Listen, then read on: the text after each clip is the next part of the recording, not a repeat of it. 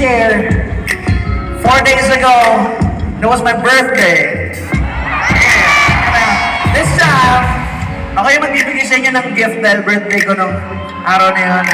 At yung gift na yun, ay yung ibig sabihin ng lyrics ko na I see God in your face. Marami nagtatanong sa akin, tayo nila, ano yung meaning ng I see God in your face? What do you mean, bro? Sabi nila sa akin, pero ang ibig sabihin ng I see God in your face is whenever you feel loved, whenever you feel safe, and whenever you feel appreciated, that's God's presence right there. Now listen, isang tanong, isang sagot!